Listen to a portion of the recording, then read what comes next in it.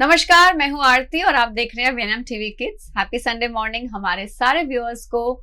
और हम हमेशा यही आशा रखते हैं कि आप जहां रहें सुरक्षित रहें। और आज का जो ये विषय है जिस पे हम चर्चा करने वाले हैं, ये विषय भी हमारे फैमिली में बहुत इंपॉर्टेंट, एक्चुअली देखा जाए तो बहुत इंपॉर्टेंट टॉपिक है, जिसके ऊपर डिस्कशन बहुत कम होता है। क्योंकि आज भी सोचा जाता है कि ये शब्द जो है, मैं जरूर आपको भी बताऊंगी कि ये शब्द क्या है। इसे बहुत सारी मिथ्स के साथ जोड़ा गया है। इसे हमने ना अच्छा, मतलब बुरी फीलिंग्स के साथ जोड़ा गया है, क्योंकि हमें लगता है कि इसके बारे में फैमिली में खुलकर बात नहीं हो सकती है। अगर आपने सोच लिया है तो बहुत अच्छी बात है, लेकिन मैं आपको बताना चाहती हूँ आज हम मेंस्ट्रुएशन के ऊपर बात करने वाले हैं। हम सभी जानते हैं कि जब फैमिली में कोई भी बेटी जो है या बहू है या घर में एनीबॉडी, आपकी मदर है, मेंस्ट्रुएशन उनकी शरीर का हिस्सा है। हर महीने जिस तकलीफ से, जिस तनाव से वो गुजरती हैं, इसका पता चलना हम सभी के लिए बहुत इंपॉर्टेंट है। हाँ, पहले की बात अलग थी, क्योंकि इसे शर्म के साथ जोड़ा जाता था। इसे कहा जाता था कि ये हेल्दी चीज नहीं है। इसे कहा जाता था कि ये मेंस्ट्रुएशन, जब एक स्त्री जिस इस साइकिल में हो तो उसे छूना नहीं चाहिए। बहुत सारे मिथ्स इससे जुड़े हुए हैं। लेकिन जैसे जैसे समय आगे बढ़ रहा है, इसके रिलेटेड बहुत सारी अवेयरनेस सोसाइटी में भी बढ़ रही है। और आज के 21वीं सदी में हमें ये जानना जरूरी है कि हमारे घर की बेटी जो है वो इसके बारे में जानती है या नहीं, और क्यों उसे इस उम्र में, जब वो मेंस्ट्रुएशन साइकिल में बैठे उससे पहले इन बातों को नॉर्मलाइज करना। आज उस पे हम चर्चा करेंगे। तो चलिए मुलाकात करते हैं हमारे आज के एक्सपर्ट के साथ, डॉक्टर प्राची सबनीस। मैम, आपका बहुत बहुत स्वागत है। नमस्ते।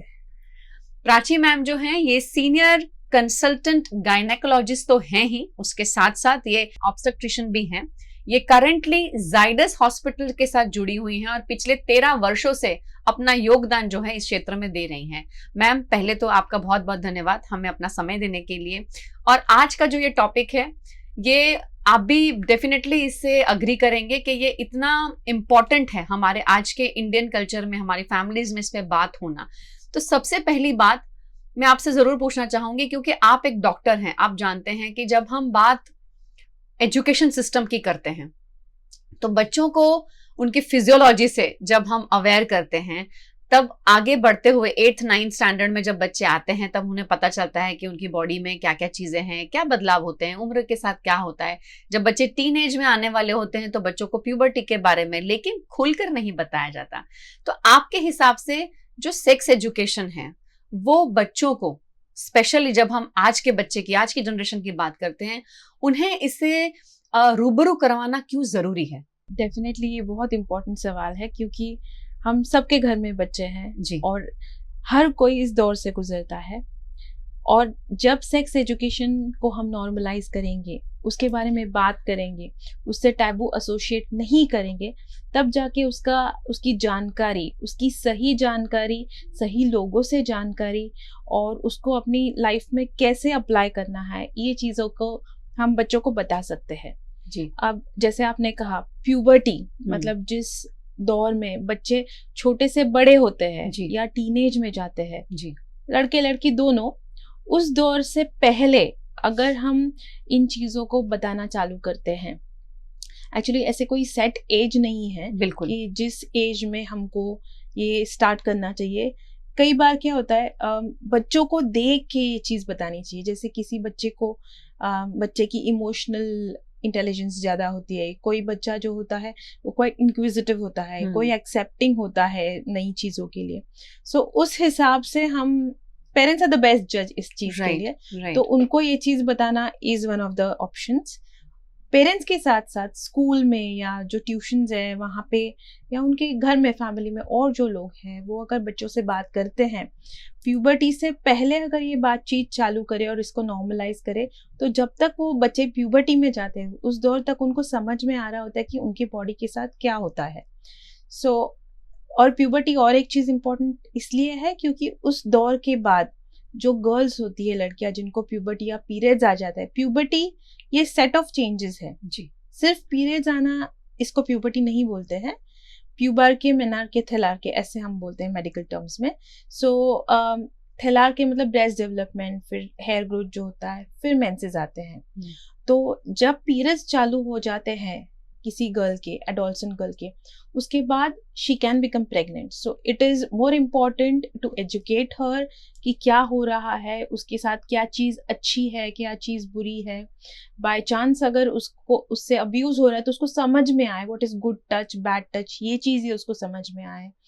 और अगर बाय चांस उसके साथ कोई फिजिकली कोई जबरदस्ती करता है, सही चीज नहीं करता है, तो she can pick that up, she can discuss it with parents, ताकि उस लेवल तक उसकी फ्रेंडशिप या वो कॉन्वर्सेशन इस तरीके से होना चाहिए कि उसको वो लेवल ऑफ कंफर्ट हम उस दौर पे आ जाता है। करेक्ट। सो प्यूबर्टी का डेफिनेट एज तो नहीं है, but I can tell you range 10 to 15 के आसपास यूजुअली प्यूबर्टी आती है।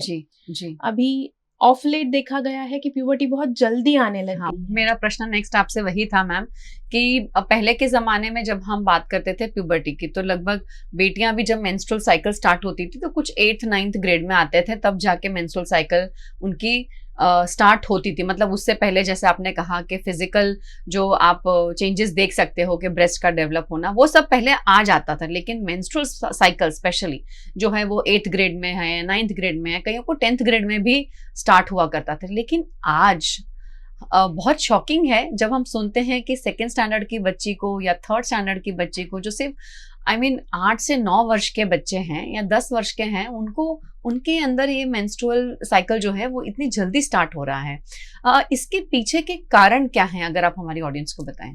तो ये जो पीरियड्स जल्दी आना है, ये एक चीज की वजह से नहीं, it's like a multifactorial thing. जी। हमारा डाइट, हमारी लाइफस्टाइल, ये काफ़ी चेंज हो गया है if you compare to the previous generations. Lifestyle में हम सेडेंट्री लाइफस्टाइल की तरफ जा रहे हैं। आजकल के जो बच्चे हैं वो ज़्यादा बाहर नहीं जाते हैं खेलने के लिए, they sit at home, they use the screens to entertain themselves. माएँ भी बिजी होती, इसलिए वो भी पकड़ा देती है अपना फ़ोन या लैपटॉप बच्चे को। तो उसकी वजह से उनका जो बाहर जाना, फिजिकल एक्टिविटी है, वो कम हो गया है। इसकी वजह से वेट बढ़ रहा है। सो एक्चुअली जो लड़कियां हैं उनका वेट जब छोटी है तब से काफी ज्यादा और मोर टुवर्ड्स हेल्दियर साइड होता है।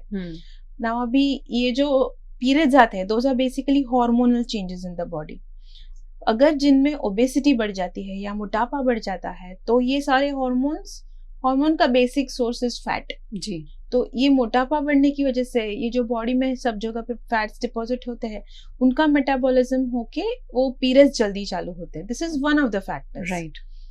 उसके अलावा जो हमारा फूड है, this is not organic food. अभी if you compare the food that our grandparents had and आजकल का food, there is a lot of difference. काफ़ी हाइब्रिड चीज़ें, फर्टिलाइजर का यूज़, इन चीज़ों की वजह से भी ये होता है। और कई थ्योरीज ऐसी है कि जो फैलेट्स होते हैं, जो चीज़ प्लास्टिक को स्टर्डी बनाती है, जी, वो फैलेट्स हर चीज़ में होते हैं। मतलब फ्लोरिंग से लेके फूड पैकेजिंग में जो प्लास्टिक यूज होता है, उन सब में होता है। तो कुछ रिसर्चेस ऐसा बोलते हैं कि उसकी वजह से भी कई बार प्यूबर्टी जल्दी आने के चांसेस है। सॉलिड एविडेंस ये नहीं है कि इस चीज़ से प्यूबर्टी जल्दी आती है, but overall all this factors put together 8 या 9 साल की उम्र में भी पीरियड्स आ जाते हैं। That's quite early. हमारे 1-2 जनरेशन पहले 9th 10th स्टैंडर्ड के बाद आते थे पीरियड्स। अब एक चीज़ मैं ज़रूर यहाँ बताना चाहूँगी, अगर पीरियड्स 7 साल के पहले या 7 साल में चालू हो जाए तो definitely that is something concerning. उस टाइम पे आपने ज़रूर अपने डॉक्टर की, गायनेकोलॉजिस्ट की या एंडोक्रिनोलॉजिस्ट की सलाह लेनी चाहिए। राइट। ये काफ़ी देखा गया है, मैंने अपनी ओपीडीज़ में भी आजकल देखा है कि लड़कियों को 6-7 इस एज में भी सेकेंडरी सेक्सुअल कैरेक्टर्स डेवलप होके इवेंचुअली मेनार्के आना, मतलब जो फर्स्ट पीरियड है वो आना चालू हो सकता है।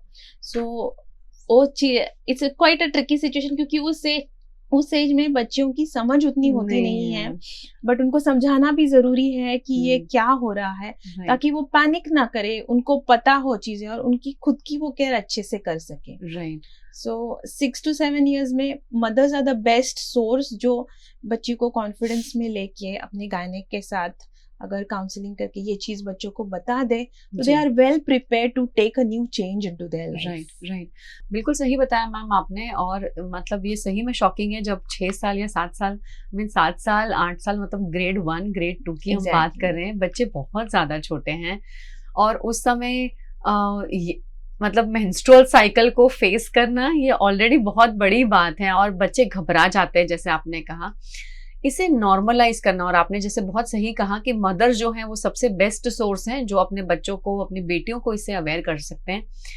लेकिन मैम एजुकेशन सिस्टम में आज भी ये सारी चीजें 8th 9th ग्रेड में आती हैं। और ये बदलाव जो हम देख रहे हैं पिछले कुछ समय में, कुछ सालों में, जब बच्चा 8 वर्ष का है या बच्चा 7 वर्ष का है, जब उसके बॉडी में ये चेंजेस होते हैं तो बहुत ज्यादा बच्चा डर जाता है। और पहले तो स्कूल में अगर बच्चा ये चीज फेस करता है तो टीचर्स कितने तैयार हैं, या उसके क्लासमेट्स या उसके पीयर्स कितने तैयार हैं ये एक्सेप्ट करने के लिए कि अच्छा हाँ ये जो चीज़ है ये नेचुरल है या ये नॉर्मल है। और आपको क्या लगता है कि सिर्फ माँ का ही रोल है इस बारे में बात करना, कि घर में भी पिता को भी पता होना चाहिए, मिलकर जब इस चीज पे चर्चा की जाए अगर, तो ज्यादा बच्चे कंफर्टेबल हो सकते हैं? क्या सोचते हैं आप इस बारे में? सिर्फ माँ कैन बी एन इनिशिएटर जी, बट इस चीज के लिए सबने इन्वॉल्व होना is very very important. Right, definitely माँ और फादर इम्पोर्टेंट है। राइट, उनके अलावा घर में जो बड़े हैं, बुजुर्ग हैं, uncles, aunts, cousins, right, school में जाते हैं तो टीचर्स, वहाँ के फ्रेंड सर्कल, अगर स्कूल से भी कोई एजुकेशन मिलता है, स्कूल से भी सेक्स एजुकेशन, मेंस्ट्रुएशन, ये इसके बारे में जानकारी मिलती है, तो उस माहौल में उस चीज़ को नॉर्मलाइज कराना इट हेल्प्स अ लॉट। मतलब वो चीज़ स्कूल में भी कई बार क्या होता है, देयर इज अ टैबू, जैसे बोला था, बिल्कुल, आई फाउंड योर पैड, ऐसे they make a fun out of it. बच्चों के लिए वो चीज़ समझानी जरूरी है कि this is normal, this is going to happen to everyone, that is how a male and a female body is built up. And अगर हम इन चीज़ों को ऐसे नॉर्मल तरीके से सिखाएं तो उनके साथ जो टैबू है, या जो बोलते हैं हम इनको वाली जो चीजें है सबके सामने मत बोलो, नई बात करो, इसको हम हटा देते हैं, तो आई थिंक बच्चे काफी अडेप्टेबल होते हैं कोई भी नई चीज जानने के लिए। हमसे बेहतर तो गैजेट्स वो जानते हैं, तो ये चीज तो नॉर्मल है, तो ये चीज उनको अगर बराबर से समझाई जाए, उनकी लर्निंग में इनकलकेट करी जाए, तो they are definitely going to be more accepting towards these things. And जैसे मैंने बोला कि ये एजुकेशन जरूरी है, तो सिर्फ गर्ल्स को नहीं, बॉयज को भी एजुकेशन देना चाहिए, ताकि वो इस चीज को समझ के they respect the girls, they understand the physical difference between the girls, and they have a good bonding between the girls. ऐसे नहीं है कि किसी को मेंस्ट्रुअल शेमिंग बोलते हैं, सो ये ना हो, ताकि वो लड़की का कॉन्फिडेंस उससे कम ना हो जाए। सो इट इज इम्पोर्टेंट कि even the friends, the teachers, ये सारे इसके बारे में बात करें, इसको नॉर्मलाइज करें। ऑफ कोर्स उसके साथ साथ उनको एजुकेट करना भी ज़रूरी है कि पैड्स कैसे यूज़ किए जाए, उनको डिस्पोज ऑफ कैसे किया जाए, खुद की मेंस्ट्रुअल हाइजीन कैसी रखी जाए, तो इससे उस लड़की को इन्फेक्शंस ना हो, उसको कोई हेल्थ इम्प्लीकेशंस ना हो जी। ये भी उसके साथ अगर जोड़ा जाए तो it can be a complete educational session. Right, ये चीज़ अगर घर से चालू की जाए, इसके साथ साथ बाकी लोग उसमें ज्वाइन हो जाए, that I think would be an ideal situation. आपने बताया कि इसकी कोई फिक्स्ड उम्र नहीं है जब इस पे बात की जाए, लेकिन अगर पेरेंट्स चाहते हैं कि चलिए हाँ हम अपनी बेटियों से बात करना चाहते हैं, तो फिर भी उनके हिसाब से कौन सी उम्र से उनको बच्चों के दिमाग में एटलीस्ट ये सीड इम्बाइब करना चाहिए कि भाई हाँ ऐसे चेंजेस शरीर में होते हैं, गर्ल्स और बॉयज़ के बॉडीज़ में डिफरेंसेस होते हैं, और आप देखेंगे, आप महसूस करेंगे, तो वो क्या उम्र से होना चाहिए और क्या तरीका सबसे अच्छा है? मतलब जैसे कि हमें पता है कि जब गुड टच और बैड टच की बात करते हैं तो बहुत सारे ऐसे चाइल्ड फ्रेंडली वीडियोस हैं जो बच्चों को दिखाए जाते हैं, जिससे वो चीज़ें बहुत सिंपल कर देते हैं उनके लिए। उसी तरह जब हम मेंस्ट्रुएशन की बात करते हैं तो क्या ऐसा कोई कंटेंट है जो पेरेंट्स इजीली दिखा सकते हैं ताकि वो एक प्लेटफॉर्म उसके लिए तैयार कर सकें? क्या कहेंगे इस बारे में? इसके बारे में मेरे हिसाब से जब बच्चे पूछते हैं कि टीवी पे ऐड आती है तो इमीडिएटली चैनल चेंज हो जाता है। एग्जैक्टली। तो उस चीज को ना करके इनफैक्ट उनको ये बताया कि ये जो चेंजेस है ये लड़कियों में है, उसको फर्दर इलैबोरेट करें उनको। तो you take an opportunity in the normal life. बच्चे कभी पूछते हैं बेबीज कहाँ से आते हैं, तो उस बात को ऐसे छिपाने की वजह अगर हम उसी मौके को यूज करके अगर ये बताते हैं कि बच्चे इज अ नेचुरल थिंग, सबको होते हैं, there is women and men जो शादी करके आगे बच्चे पैदा करते हैं, इन डिटेल फिजिकली उनको वीडियोस दिखाना will be a little tough task. But अगर हम इसके बारे में स्टार्ट करते हैं उनको कि there is something that you know happens after men and women meet, तो अगर ऐसे सिर्फ हम उनको बताना चालू करें तो उनके मन में दिस इज समथिंग नॉर्मल, आगे जाके उनको क्यूरियोसिटी होगी, वो पता करेंगे, बट इस चीज से उसका टैबू हट जाएगा। जो नॉर्मल लाइफ में अपॉर्चुनिटीज होती है उसको यूज करो एंड उससे उनको इलैबोरेट करके सिखाना is I think the best way to deal with the situation. Right. Ma'am, जहां आपने कहा कि आपके पास ओपीडी में अक्सर आप देख रहे हैं आजकल केसेस के भाई 7 साल के बच्चों को भी आप देख रहे हैं कि मेंस्ट्रुअल साइकिल स्टार्ट होने का समय आ चुका है, तो ऐसे बच्चों को आप अपने हिसाब से क्या गाइड करते हैं, ऐसे पेरेंट्स को आप क्या गाइड करते हैं? फर्स्ट एंड फॉरमोस्ट लाइफस्टाइल जी। Any treatment for anyone, it could be a young girl या कोई एल्डरली लेडी हो जी, लाइफस्टाइल चेंज से शुरू होती है। तो क्योंकि ये सारी चीजें ओबेसिटी से रिलेटेड है, अच्छा खाना, हेल्दी खाना, होममेड खाना इज बेटर देन दी जो हम फास्ट फूड बोलते हैं, उससे अगर हम होममेड फूड को ज्यादा प्रायोरिटी दे, तो ये सारी चीजें उनको बताना, एक्सरसाइज का इम्पोर्टेंस बताना बच्चों को, उनके मेडिटेशन, जो योगा मेडिटेशन जो हमारी लोग करते आए हुए हैं सिंस अ लॉन्ग टाइम, इन चीजों का अगर हम डेली लाइफ में इनकलकेट करें उनके, तो they will go in a long way to help them deal with these kind of problems. Right. It's not just the physical but the mental health also that counts.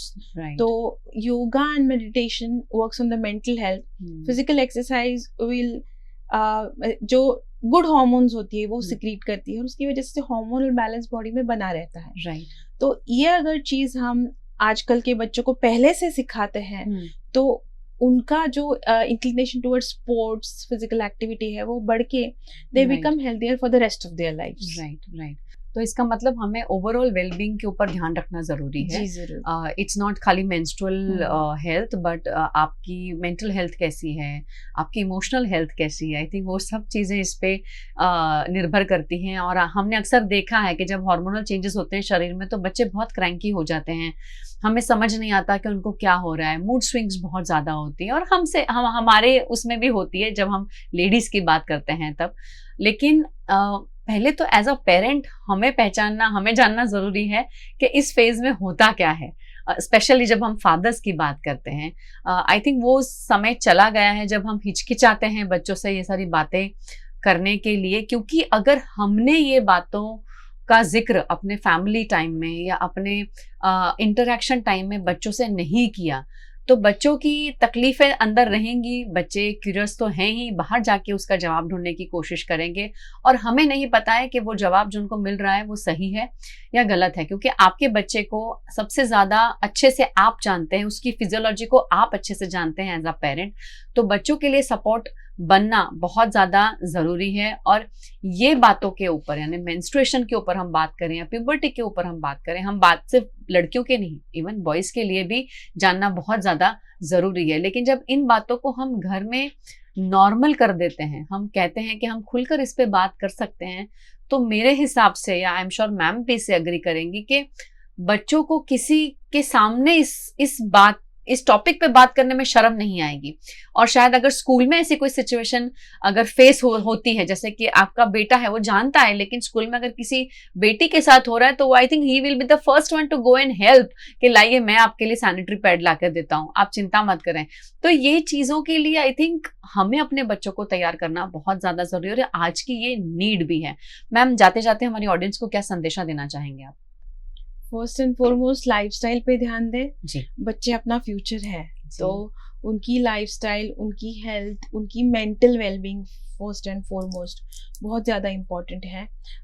आजकल की busy schedule में parents usually busy हो जाते हैं अपनी life में, और बच्चे को आइदर एल्डरली पेरेंट्स जो खुद उनके हेल्थ इश्यूज से जूझ रहे होते हैं, और कोई मेड सर्वेंट्स या किसी के भरोसे या प्री स्कूल में डाल जाते हैं। तो up to a certain extent ये बात ठीक है, बट अपने बच्चे को एजुकेट करना, उसको अवेयर करना, जब हम किसी टीनेज लड़की को किसी और के हाथ में देते हैं, educating her about good touch, bad touch, sex education, protection, periods, ये सारी चीज़ें हम अगर पहले से उनको तैयार करके रखते हैं, देन जैसे किसी छोटे बर्ड को हम फ्लाई करने के लिए, उड़ने के लिए सिखाते हैं, उस तरीके से हम अपने बच्चों को अगर ये सारी चीज़ें सिखाते हैं, then they are equipped to go into the society. Otherwise जो बचपन में ट्रॉमास होती है, they stay for a really long time, and उससे मेंटल इश्यूज बाद में आने के चांसेस है। So apart from the physical issues जो कि यूजुअली गायनेक्स तक आते हैं, मेंटल इश्यूज कई बार गायनेक्स तक या डॉक्टर्स तक नहीं जाते हैं। तो इस चीज़ का ध्यान रखना, क्योंकि फर्स्ट जो होता है point of contact for a child is the parents, followed by the teachers and the grandparents and the other members of the house. तो इन चीज़ों को हमें खुद अगर पता हो या हमें अगर जानकारी हो, तो हम उन चीज़ों को बेटर तरीके से डील करके we can prepare the future generation better for a brighter tomorrow. बिल्कुल, ये मेरा मानना है। अगर मेडिकल कंडीशंस या मेंटल कंडीशंस अगर अच्छी हो, तो फिजिकल कंडीशंस डेफिनेटली अच्छी हो सकती हैं, एंड नहीं है तो भी इम्प्रूव करी जा सकती है। जी, mental wellbeing is absolutely very very important for any and every one of us. Right, बहुत सही बताया मैम ने। और जहां मैम ने कहा कि मेंटल वेलबींग, तो हम हमेशा हमारे जितने भी सेशंस होते हैं हमेशा कहते आए हैं कि बच्चों के लिए होलिस्टिक डेवलपमेंट जो है ना, वो सबसे ज़्यादा इंपॉर्टेंट रोल प्ले करता है। और सारे क्षेत्र, जैसे मैम ने कहा कि सिर्फ फिजिकली नहीं, पर फिजिकल, मेंटल, इमोशनल, कॉग्निटिव, जितने भी उनके डेवलपमेंटल एरियाज हैं, वो सभी मिलकर काम करते हैं। और ये सबका ध्यान जो है वो सबसे ज़्यादा हमें रखना है एज अ पेरेंट। इसीलिए ये बातों के ऊपर चर्चा करना घर में बहुत ज़्यादा ज़रूरी है। और हाँ, अगर आपको लगता है कि आपकी बेटी जो है वो 7 वर्ष में या 8 वर्ष में मेंस्ट्रुअल साइकिल में बैठने की तैयारी है या हो रहा है, तो प्लीज़ अपने गायनेक से मिलने में बिल्कुल ना हिचकिचाएं, और उसे समझाएं कि ये बहुत नॉर्मल चीज़ है और इससे डरने की कोई ज़रूरत नहीं है। ये एक ऐसी सिचुएशन है जो बहुत सालों तक चलने वाली है, और अगर हम उस पीरियड को, स्पेशली जब मेंस्ट्रुअल साइकिल हमारा जब चलता है 5 दिन 4 दिन, अगर हम उसको एक डर से, एक फियर से अगर हम रिलेट कर देते हैं पहले से, तो आई थिंक इतने साल, 40 वर्षों तक बच्चे को वो फेस करना है या 45 ईयर्स तक वो फेस करना है, तो वो हमेशा इस चीज़ को तकलीफ के साथ जोड़कर उसे कुछ ठीक नहीं लगेगा।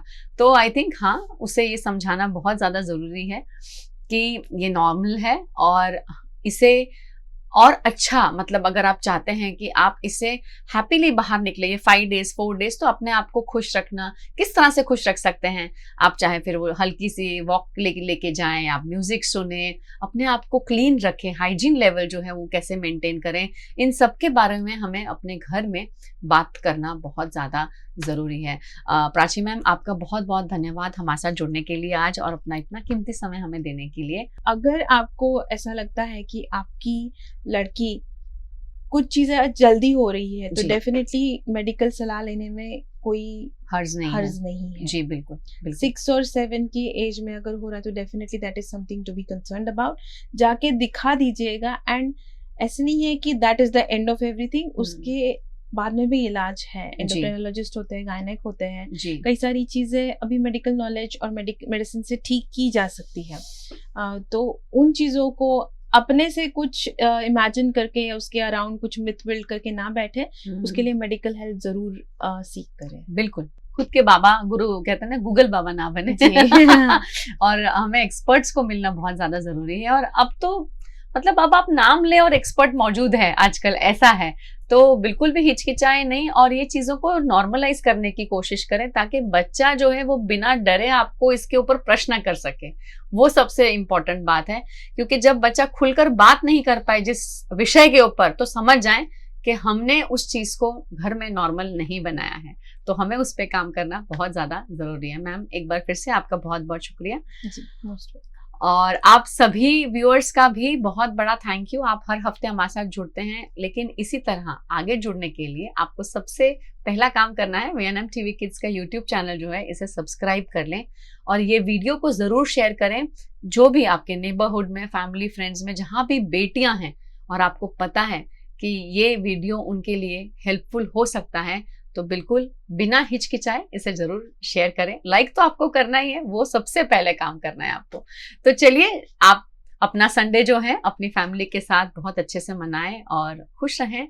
अच्छी पेरेंटिंग को एंजॉय करें, पॉजिटिव पेरेंटिंग को एंजॉय करें और अपना फैमिली बॉन्डिंग बहुत अच्छा बनाएं। आप सभी का बहुत बहुत धन्यवाद।